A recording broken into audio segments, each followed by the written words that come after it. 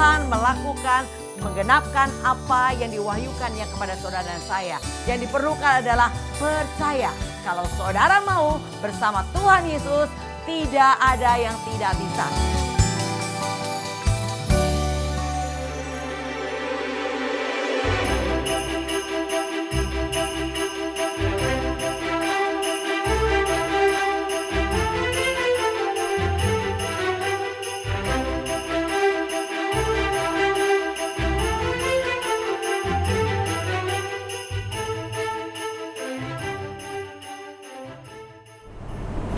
Shalom generasi berobos, selamat jumpa kembali bersama GOB Generation of Breakthrough. Hari ini kita ada di edisi khusus Natal dan dalam rangka Natal di sini kita ada kedatangan tamu nih ya. Boleh kenalan dulu dengan tamu kita, silakan Pak Osten. Shalom, sahabat penerobos, saya Osten Obaja MPH. Saya sebagai Ketua Perwil di Bekasi Selatan di BPD GBI Bekasi. Ya, kita bersama Ketua Perwil 4 ya di GBI BPD Bekasi.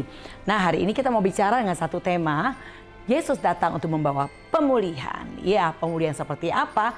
Banyak hal pemulihan yang dilakukan oleh Tuhan dari zaman Tuhan Yesus ada di bumi sampai hari ini.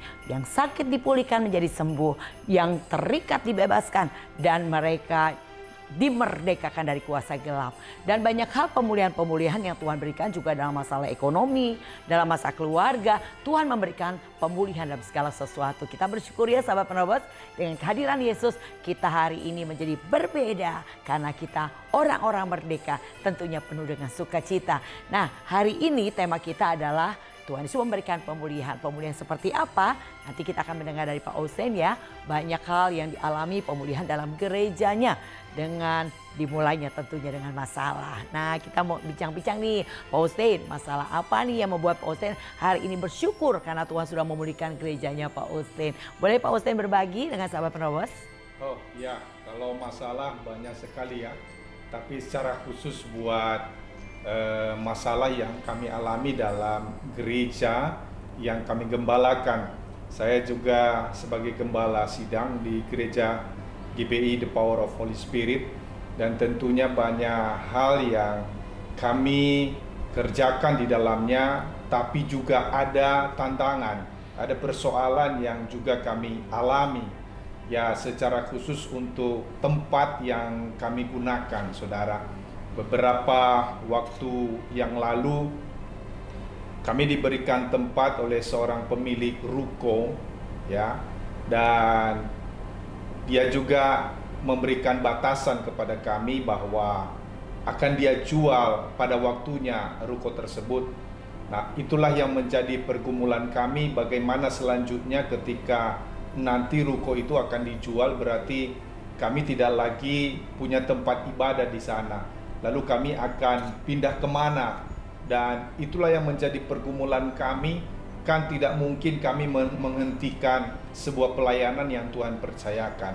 Dan itu terus kami bawa dalam doa setiap waktu oleh jemaat dan juga saya sebagai gembala dan keluarga. Ya, saya mau tanya dulu nih Pak Osten. Berapa lama tuh Pak Osten pakai tempat itu?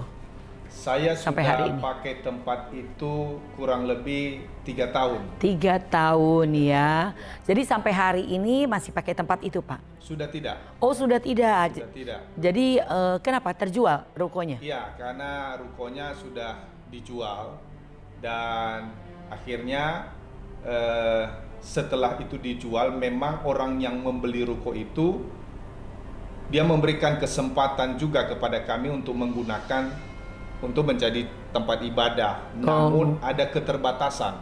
Oh, masih boleh pakai ya, Pak? Boleh, tapi ada keterbatasan di dalam kami melakukan kegiatan-kegiatan pertumbuhan rohani seperti itu. Oh, gitu. Susah ya, Pak, dibatasin ya? Oh iya, sangat susah karena kita hanya diberikan kesempatan untuk ibadah saja.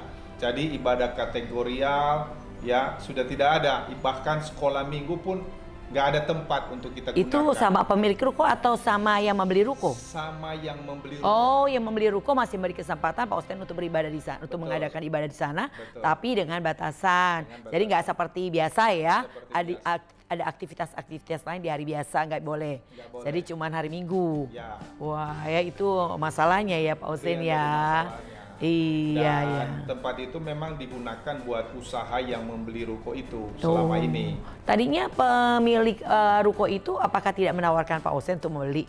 Menawarkan. Oh, sempat menawarkan juga ya. Menawarkan. Cuman ya kita juga punya keterbatasan Oh. dana untuk membeli tempat itu. Kalau boleh tahu itu 2 ruko ya Pak Husin ya? 2 ruko. Dijual harga berapa tuh Pak ruko itu ke Pak Husin? Pemilik lama itu memang sudah menawarkan kepada kami kalau gereja yang beli dia akan memberikan 2 miliar. Oh, 2 miliar. 2 miliar. Khusus buat gereja. Khusus buat Kalau nggak buat gereja berapa ditawarkan? lebih mahal. Lebih mahal Ya, lagi. lebih mahal dari- Tapi 2 miliar mahal juga ya Pak Husin. Mahal juga, buat kita mahal juga. Iya, buat gereja-gereja kayak kami mahal ya Pak Husin Betul, ya. betul. Jadi itu yang menjadi masalah ya. Menjadi masalah. Nah, terus gimana jadinya Pak Husin?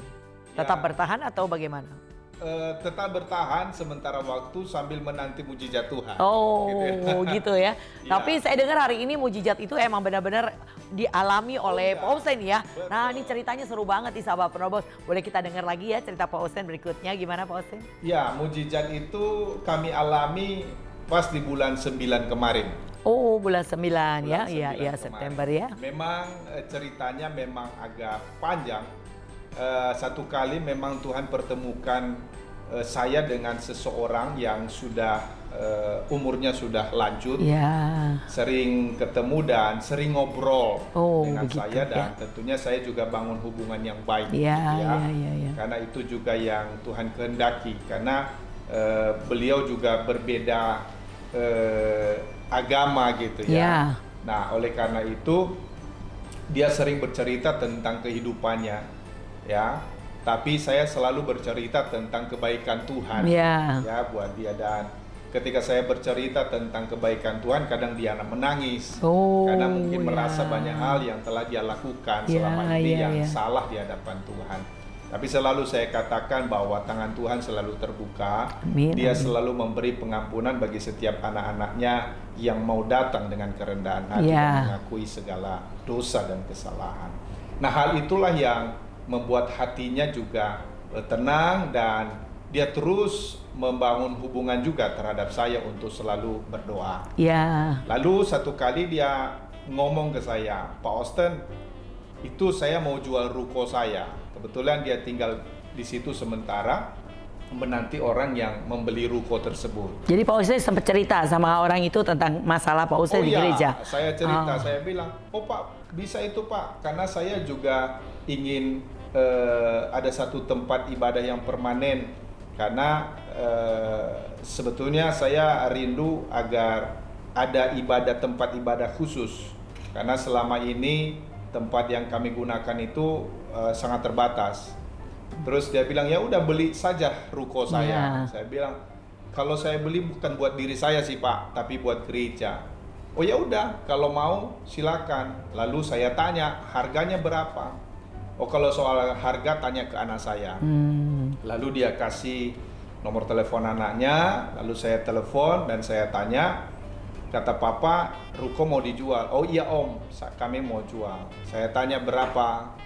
Awalnya dia bilang ya kalau pasaran di sana 1,5 satu ruko. Satu ruko. Ya. Dia punya 2 ruko ya Dia Pak? punya 2 ruko sudah gandeng gitu ya.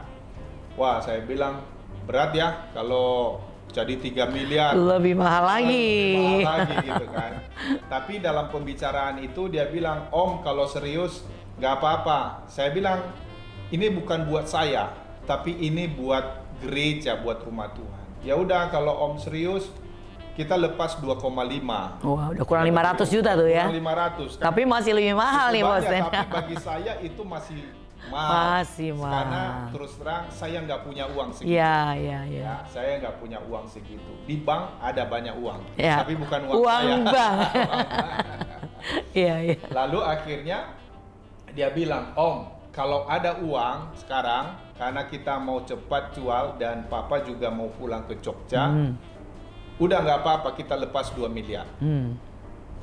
Akhirnya saya bilang, aduh 2 miliar pun saya nggak sanggup. Saya bilang, ya udah kita pikir-pikir dulu deh. Akhirnya saya matikan telepon.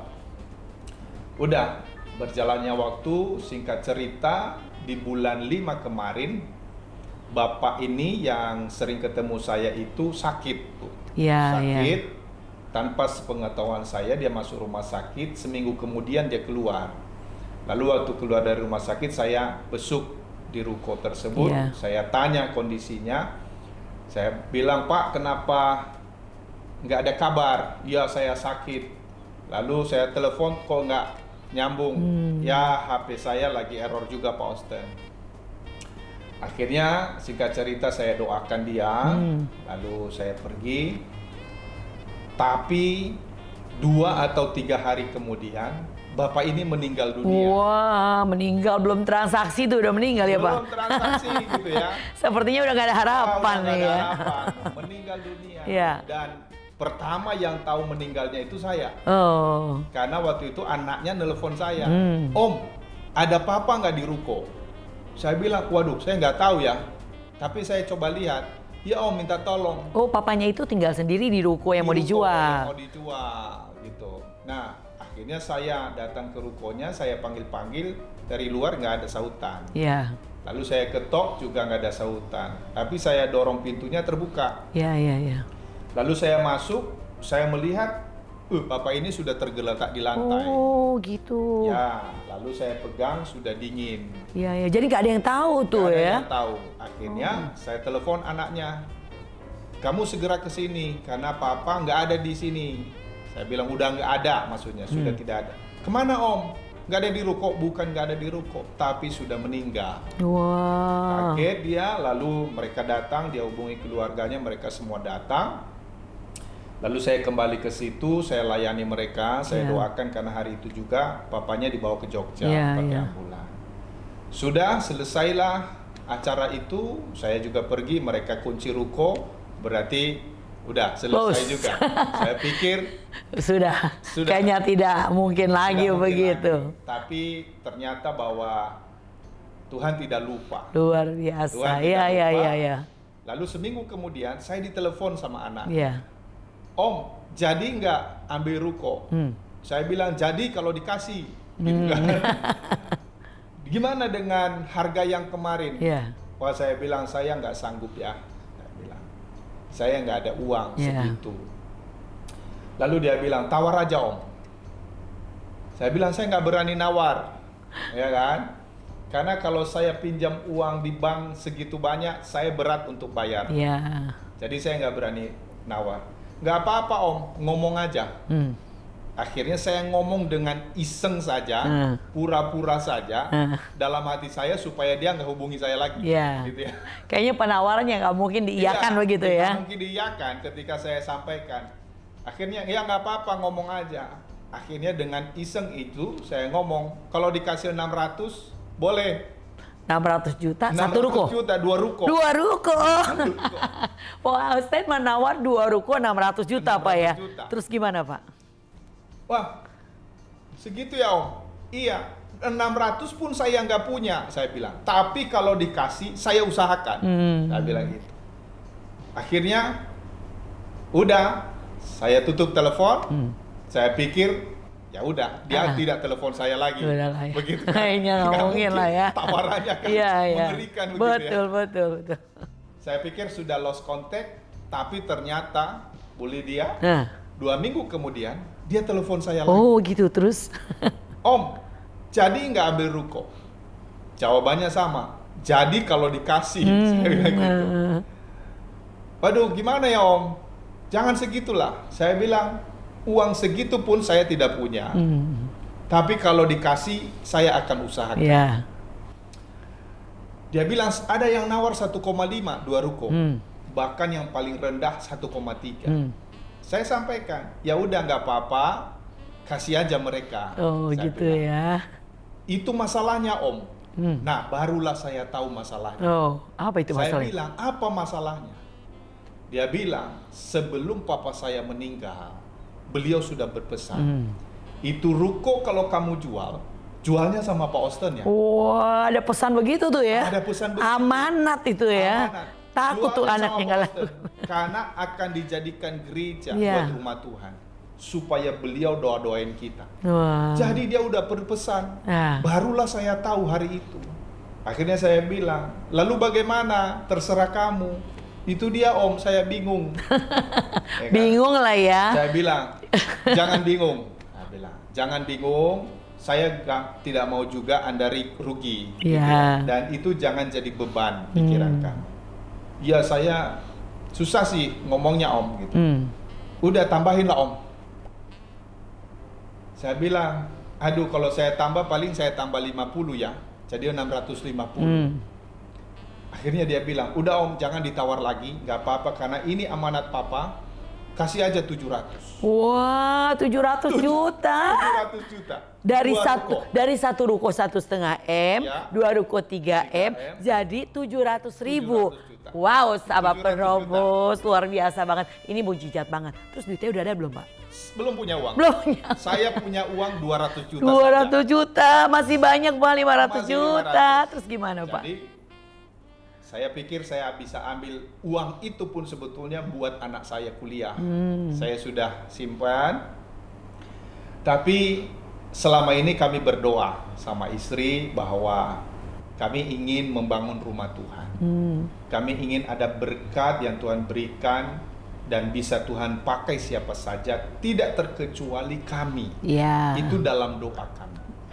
Akhirnya saya memutuskan bersama dengan istri, udah apa yang ada pada kita persembahkan sama Tuhan, yang 200 juta itu. Iya, 200 Tapi juta. itu pun masih kurang. Iya. Akhirnya saya berpikir lagi, sudahlah saya akan jual mobil saya. Kalau cepat itu bisa 300 juta. Berarti masih 500, masih kurang 200. Dalam hati saya 200 bisalah saya coba ambillah Pinjaman di bank. BCA bisa keluar gitu Iya, kan. iya. Tapi Tuhan lain lagi caranya. Ternyata Tuhan punya rencana yang lain ya, Pak ya. Tuhan punya rencana Pasti yang ini lain. ceritanya seru banget nih. Tuhan Gimana punya caranya? rencana yang Boleh lanjut Pak, ceritanya gimana, Nah. Pak? Satu kali saya ketemu dengan teman saya. Iya. Saya ceritalah sama dia tentang ini. Karena itu juga menjadi pergumulan hidup kami. Iya. Lalu saya cerita. Dari awal sampai akhir, malah dia yang bersemangat, Bu Lydia. Oh gitu. Ambil Pak Osten. Pak, saya sudah ambil. Hmm. Cuman masalahnya dananya kurang. Saya punya uang cuma 200.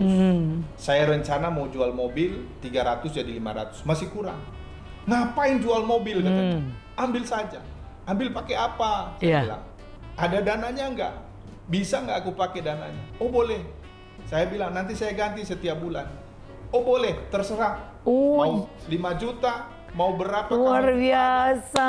dia bisa kasih 500 juta. Wah, jadi temannya Pak Usen langsung memberikan pinjaman 500 juta 500 juta. dengan terserah berapa aja Pak Usen bisa Berapa bayar. saja bayar setiap bulan. Wow, sahabat Penerobos, ini yang namanya pemulihan ya. Ini namanya. Ini namanya pemulihannya dari Tuhan ya, keajaiban. Gak mungkin banget ya kalau dipikir-pikir ya Pak Usen ya. Nah, terus jadi begitu Pak. Jadi akhirnya ngambil. Udah. ngambil. Jadi udah beli nih. Sudah beli. Sudah jadi ya. Sudah jadi. Sudah langsung direnovasi. Wah, luar biasa. Dan sekali lagi, Tuhan tidak bekerja setengah-setengah. Iya. Tentunya ruko itu kan harus direnovasi. Iya, betul. Dan saya tidak punya uang. Ya, untuk Karena renovasi. sudah habis. Betul, betul. Gitu kan? Terus gimana renovnya, Pak? Dan akhirnya saya ingat firman Tuhan. Ketika Tuhan suruh orang Israel menyeberangi sungai Yordan. Iya, Tuhan bilang seberangi sungai Yordan. betul. Dan ketika para Lewi yang mengangkut tabut Tuhan menginjakkan kakinya di tepi air itu, Iya. maka terjadi mujizat. Betul. Air terbelah. Iya. Dan itu jugalah yang Tuhan taruh dalam hati Iya. saya untuk memulai melangkah. Lalu saya lihat dana di pembangunan Iya. gereja cuma 5 juta. 5 juta, Pak ya? 5 Cukup nggak kira-kira buat renovasi? Wah, nggak cukup. Oh, nggak cukup Karena ya. saya hitung-hitung renovasi kurang lebih 100 juta. Perlu 100 juta lagi ya? Ya, karena harus dibongkar lantai Betul, dua. betul, betul. Tapi sekali lagi Tuhan taruh itu dalam hati saya dan akhirnya saya melangkah dengan dana 5 juta Iya. saja. Tapi waktu saya melangkah benar-benar mujizat terjadi. Tuhan ingatkan saya dengan teman-teman saya pelayanan dulu di tempat yang lain. Lalu saya hubungi mereka. Iya. Saya kasih tahu Tuhan buka jalan buat kami, Tuhan memberi satu tempat buat kami dan sekarang kami mau renovasi. Kalau ada berkat yang Tuhan titipkan, bolehlah ditolong pekerjaan pelayanan Tuhan. Dan luar biasa respon mereka semuanya dahsyat. Wah, gitu ya Pak. Pada saat-saat itu semuanya ngasih tahu ke saya, Pak, saya sudah transfer. Pak, saya sudah transfer. Ada yang transfer 5 juta, 10 juta. Wah, keren Sehingga ya Pak. renovasi terpenuhi. Iya. Dalam waktu 2 bulan renovasi selesai. Wah, luar biasa Luar ya. biasa. Nah, memang sih kemarin kita udah lihat nih ya, pas Ya. ada fellowship pertama di tempat Pak Osen ya. Wah, keren banget, menakjubkan, kayak luar biasa, itu namanya benar-benar mujizat ya. Pemulihan yang Tuhan buat bagi Pak Osen ya. Ntar kita bisa kasih foto-fotonya ya Pak Osen ya. Boleh. Ya, buat sahabat Penrobos lihat nih ya, gedung yang baru yang sudah direnovasi dengan sangat indahnya. Hanya dengan membeli 700 juta. Wah, 2 ruko dan renovasi 100 juta. Punya uang berapa Pak? 200 juta dan 5 juta. Ini mujizat saudara. Jadi percayalah sahabat Penrobos, mujizat masih ada. Amin. Tuhan melakukannya seperti yang Pak Osen saksikan. Bagaimana ketika mau mereka menyeberang ya. Mereka mau menyeberang sungai Yordan ya. Bagaimana mereka perlu melangkah dulu ya dengan iman seperti Pak Osen lakukan. Ya udah, pokoknya panggil tukang dulu. Dari 5 juta itu memulai, berikutnya Tuhan yang menyelesaikan ya. Nah, itulah cara Tuhan sahabat Penrobos ya. Bukan kita perlu duit dulu. Kita punya 700 juta kita bisa beli. Kita punya 100 juta kita bisa renovasi. Enggak ya Pak Osen ya. Iya, enggak begitu ya. Yang penting percaya dengan iman, berikutnya Tuhan turut bekerja. Amin sahabat Penrobos. Mujizat luar biasa masih ada. Dan happy, selamat dulu. Dan selamat dulu dong buat Pak Osen ya. Sampai Pak Osen ya, luar biasa ya. Luar biasa. Jadi tambah semangat nih, saya juga pasti akan mengalami mujizat seperti Pak Osen nih ya. Jadi kalau Tuhan bisa lakukan buat Pak Osen, sahabat Penrobos, saya, semua kita juga bisa mengalami pemulihan yang datang daripada Tuhan.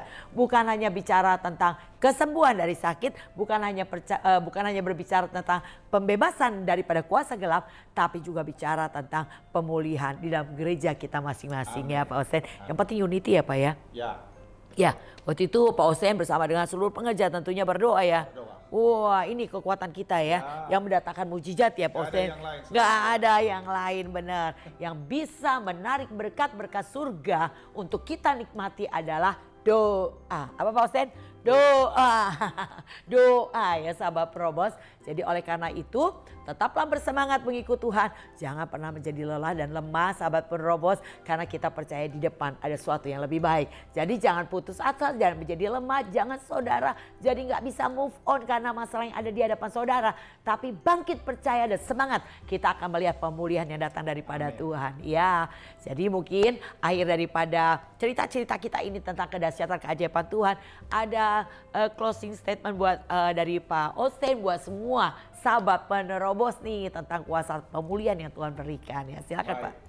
Dalam segala keadaan yang kita alami, jangan lupa untuk selalu mengucap syukur. Ya. Karena ketika kita mengucap syukur, itu adalah kehendak Allah. Dan dalam ucapan syukur kita percaya bahwa Tuhan sudah menyediakan segala apa yang menjadi keperluan dan kebutuhan kita, termasuk gerejanya. Dia akan memenuhi semuanya. Asal jangan pernah bersungut-sungut, tetap percaya kepada Tuhan, Dia akan menolong hidup kita. Itu saja, Tuhan Yesus. Ya, begitu ya sahabat Penrobos ya. Jadi mengucap syukur kuncinya ya Pak Osen ya. Jangan bersungut-sungut seperti bangsa Israel. Akhirnya mereka tidak sampai ke tanah perjanjian ya. Jadi kita mengucap syukur selalu dalam segala keadaan. Setiap masalah ada tujuan Tuhan. Dan tentunya tujuan Tuhan adalah untuk menyatakan kuasa pemulihan yang dijanjikan buat kita semua orang percaya. Sahabat Penrobos, bersyukurlah untuk panggilan Tuhan dalam kehidupan sahabat Penrobos dan saya. Kalau hari ini kita ada, semua karena anugerah dan kemurahan Tuhan. Jangan menjadi lemah, jangan putus asa. Kita punya Tuhan yang hebat. Jangan cuma nyanyi, Tuhanku hebat, Tuhanku dahsyat. Tapi menghadapi masalah, langsung semangat kita turun. Jangan ya sahabat Penrobos ya, kita punya Tuhan yang sungguh-sungguh hebat, yang menyatakan kehebatannya melalui setiap masalah yang saudara hadapi. Tuhan selalu bekerja di setiap masalah sahabat Penrobos. Ya sahabat Penrobos, tetap kuat, tetap semangat. Tuhan Yesus memberkati kita semuanya. Kita berdoa dulu nih ya. Pak Osen boleh berdoa buat semua sahabat Penrobos, silakan Pak. Bapa kami mengucap syukur dalam segala hal yang kami alami. Kami tahu ada rencana Tuhan yang terindah di mana kami senantiasa percaya dan berharap hanya kepada Engkau. Memberkati seluruh pemirsa, sahabat penerobos dalam segala masalah yang mereka hadapi. Biarlah mereka senantiasa mengandalkan Tuhan, percaya kepada Tuhan, dan mengucap syukur dalam segala hal, karena itulah yang menjadi kehendak Allah dalam setiap kehidupan kami. Segala puji bagi nama Tuhan. Dalam nama Tuhan Yesus kami berdoa dan mengucap syukur. Haleluya. Amin. Ya, sahabat penerobos, saya Lydia Kristanto bersama dengan Austin Obaja. kami mengucapkan selamat hari Natal. Tuhan Yesus memberkati. Salam GOB.